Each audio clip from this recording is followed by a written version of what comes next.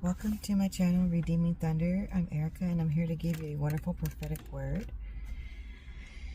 and also a sort of a sad one because I woke up crying, and I mean devastatingly crying. And so Yahuah was trying to show me some truth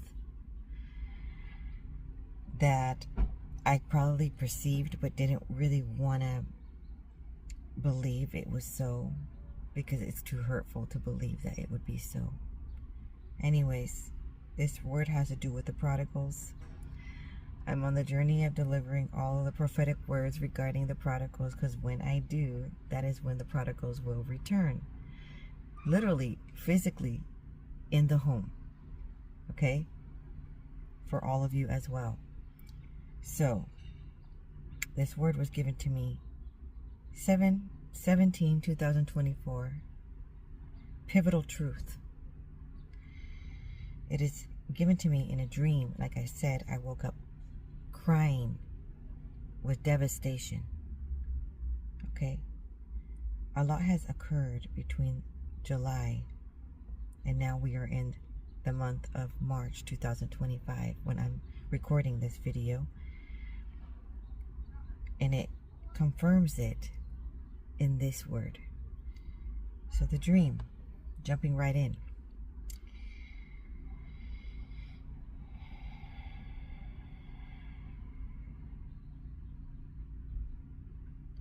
I am at an ancestor's house, and it was a different house than the original one that this person lives at. Unbeknownst that my older children, the prodigals, were around the corner hanging out in a cul-de-sac by the home. I began to walk towards the door, and I saw a little boy, a family member, or a little boy from the neighborhood, okay, told me that they have been going to church. So a local church within a local church within our past.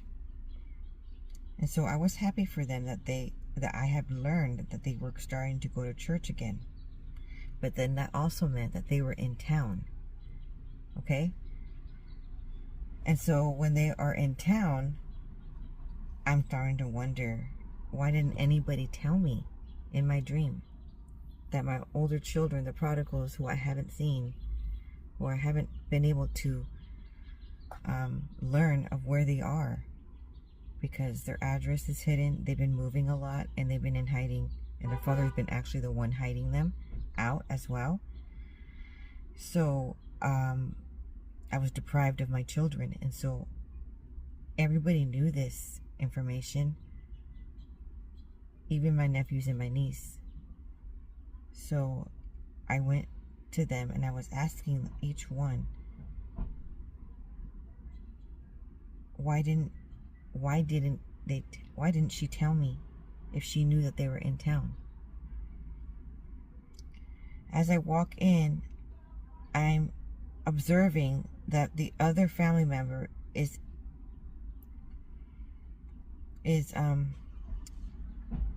spending time with her own children and enjoying time with her own children. Okay? This ancestor is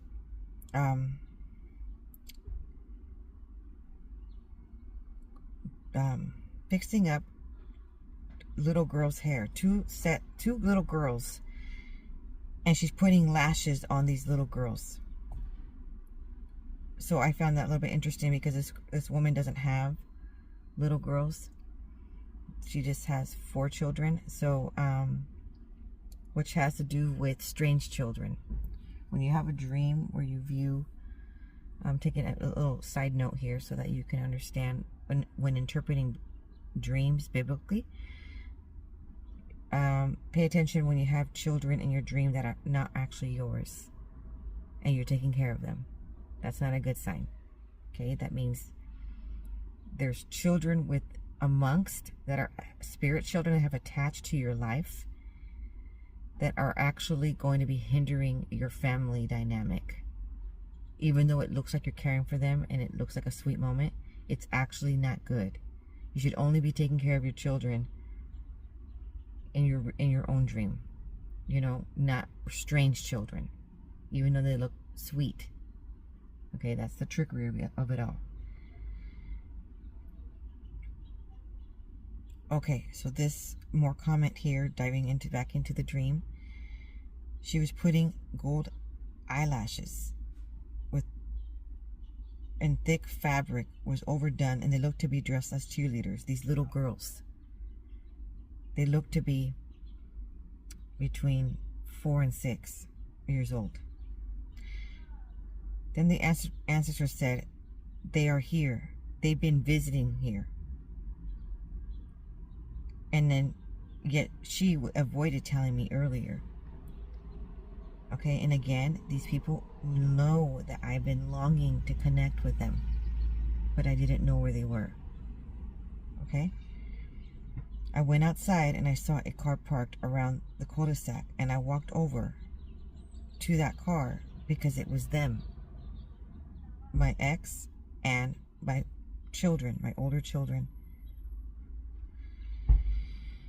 And I was happy to see them, and I went over to them to say hi. And when I got up close, they were sitting on the car, on top of the car hood. And I went up to try to hug them. But when I did that, they had lifted their foot to hold distance, and I couldn't get close. And I tried to speak to them, but I couldn't get a conversation going, and they were ignoring me. I walked to the house again, and I told the ancestors and a younger ancestor that I tried to say hi, but they didn't acknowledge me. And they were getting ready for some kind of presentation, maybe band or a performance. So they weren't really acknowledging me either. I saw the younger ancestor at the stairs, and she was getting ready, adding ribbon in her hair, and was sitting on the stairs. I'm trying to ask to get info, and they are only focusing on how they got to spend tons of time with them. An elaboration of those stories. And although I am happy to hear that they got to spend time with them, I haven't got to see them in almost 4 years. So it's breaking my heart to understand that they had all these memories and they weren't even sharing these memories prior. It only is that we stumbled upon each other that they finally were telling me. And I would have loved to hear how they had been able to connect for a good while now. I would have loved to hear those stories. That's how I felt in the dream. And I saw a younger ancestor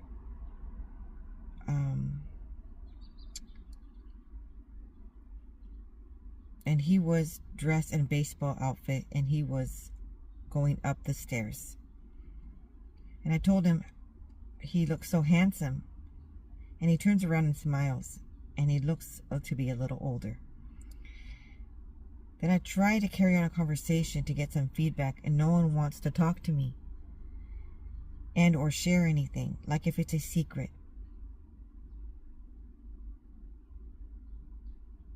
I try to express it hurts that they hold insight and disregard how that makes me feel. And they disregard how that made me feel. They just simply don't care. Still in the dream. Suddenly, I'm in my car and I drive off, and I see 3 roads and I don't know which one to take. I asked Yahuah which road should I take, and I was suddenly at the crossroads, and I really needed an answer quick. He didn't answer, so I continued to go straight. When I went straight, I drove quicker. Nothing was on the sides of the road but brush. And as I was driving, I was crying. And I prayed, I was so sad and desperate for comfort and strength. Desperate for a family who cared and acknowledged. Desperate for the promise for my prodigal children to return. And feeling that they are part of the problem to complete this promise. As in the people that were withholding information and keeping things hush-hush. Maybe they are part of the problem of the delay to connect. That's what I was thinking while I was in the dream. I woke up crying. I was so heartbroken, praying in the Spirit. And I hear the Holy Spirit, Ruach HaKodesh, say, Ah, Sama, which means, alas, come into the secret place. I'm in the whisper. Cry out to me, Yahuah says, I will heal you. I sustain thee. I am in the midst. I finally realized that the pain was still with me all along. I was still in extreme heartbreak. While my husband is still very hurt from family colluding against us, from keeping away our own children, he must also feel heartbreak. I felt sorrow and heartache. That pain is a burden we should not have to carry any longer. It feels like I am not breathing but alive. Holding my breath is less pain, and living each breath is excruciating pain. Learning of this, we confided in them, trusting them in our sorrows and sharing how it hurts us. And all along, they were part of keeping secrets from us. It felt like we didn't have a friend in the world. Then the Ruach HaKodesh says, Saya I ala ya sequoia, 10 times, as I was crying my heart out. And this means, when interpreting it, since it's in Hebrew, to hide under the shadow of his wings, Allah, to go up or ascend, a journey toward a specific destination. Ascender or elevated. The name may have originally referred to a person who lived on a hill or elevated area. Okay. Then, what does the Bible say about sequoia trees? The mountains and hills will lead the parade, bursting with song, and all the trees of the forest will join the procession, exuberant with applause. No more thistles, but giant sequoias. No more thorn bushes, but stately pines. Monuments to me, to Yahuah, living and lasting evidence of Yahuah. Isaiah 55:13. No more thistles, but giant sequoias. No more thorns, but stately pines. The context of that verse. So, as I was in the dream, driving straight, and there was brushes on either side, he's saying that no more deserted desert land, but now he's going to be providing a land of sequoias. So will the words that come out of my mouth not come back empty-handed. They'll do the work I sent them to do. They'll complete the assignment I gave them. So you'll go out in joy. You'll be led into a whole and complete life. The mountains and hills will lead the parade, bursting with song. All of the trees of the forest will join the procession. Exuberant applause. He is moving out of you, of the survival mode, of instability and uncertainty, of the setbacks, because the depths of despair, living in sorrow, could be used as setbacks, could be established as setbacks in your life. In real life, the next month, I found out that this prophetic dream actually was real life. Yahuah was trying to show me ahead of time that they were hanging out, and they were hiding, and they were keeping my children in secret, and they were withholding information. Okay, so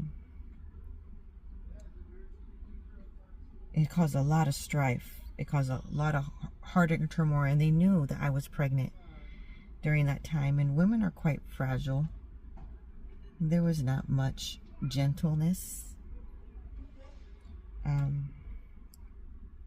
care, like delicate care for the heart of a mother carrying a baby. So the Rema word here is, I'm giving you creativity, work on your businesses. I will launch your career in magnitude. Sabak for your enemies, for stunting your growth. Plagues, strike to be surrounded with plagues. You must not engage with those who degrade or sabotage his anointed. Who you are, his anointed. Okay? Because even though there's one that is not, maybe there's one that is not bringing you down in that group, they are still spending time with the other group who are. So they're still going to be at arm's reach with the plagues for trying to degrade or sabotage his anointed. So you got to be careful who you hang out with. Then Yahuah says, Saya ala ba sala. Excuse me, Saya. Saya means shadow or shade. It means to be under the shadow of Yahuah. Allah, to go up or ascend, a journey toward a specific destination. Sometimes you just gotta leave certain individuals behind. You pray for them on the side, but you go forward. Because Yahuah didn't say that we were going to have this life without any pain or sorrow. Okay, and some of us have a specific duty. We still have to work. We still have to do his ministry work, even though we're in sorrow. Okay, you can't just stop everything just because you haven't gotten all of your promises yet. You keep going. So, Ba, he says, to come. I am coming. Saya also could mean the word shadow, shade. So under the shadow of his wings, or could also mean demon shadow. So that's going to be a plague right there. You know, giving the example of the last plague, which was the angel of death that roamed around and took out the firstborns.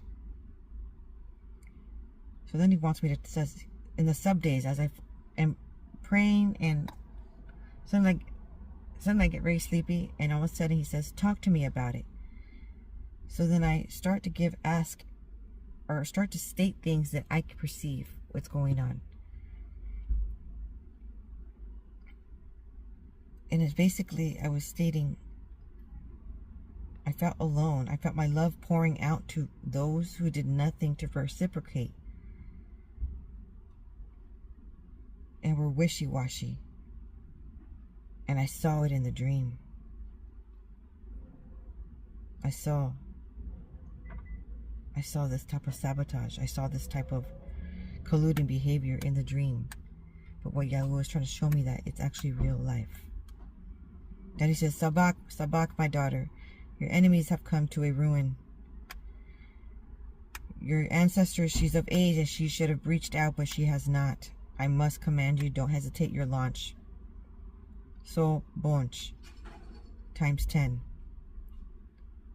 Means pray for peace, anoint self, family, and home, binding earth to the heavens, anoint with hyssop.